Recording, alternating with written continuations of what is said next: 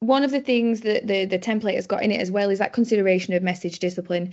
Ken sort of touched on that a little bit in the model, but it's quite a key thing that we really talk about in storytelling. So it is, establishing your key message. What is the one core message you are trying to communicate?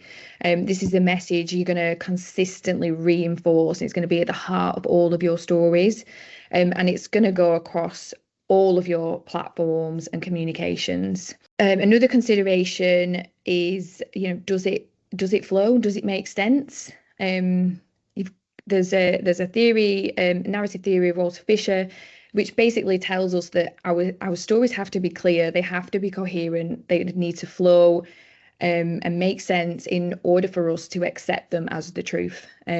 So there's different techniques you could use. You could storyboard ideas out so that you can sort of shift the way that you're going to frame your story around, and also sense checking the story.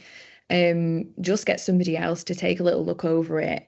From my experience, at Together in Active Future, all of our work streams have amazing stories that they share. And then sometimes you're so deep in the work that when you're telling the story, you actually forget the sort of the nugget, that the key thing that we need in order to make sense of the story, and that's essential for really embracing the story and coming on board with it. So sense checking is a really good tool. I always check my stories with people before they go anywhere, just to make sure that I haven't missed out something really important. And so a key thought here in terms of storytelling for system change is actually to take time, and Michelle referenced this earlier, time and capacity to really think about how is it that we're going to influence change here within our team, within our organization, within our network, and doing some proactive thinking about how that might work. So another thing in the template that we've included just as a consideration is the where. Where are you going to share your story?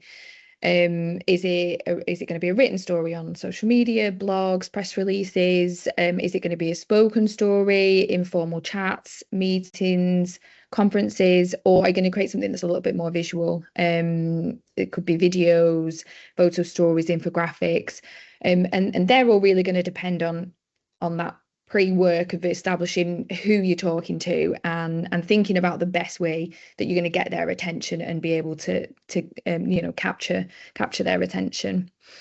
So we'll just show you a couple of examples of some of the stuff that we do at Together in Active Future. So this is for our active schools work stream around sort of getting some of their messaging out. So we've presented in webinars.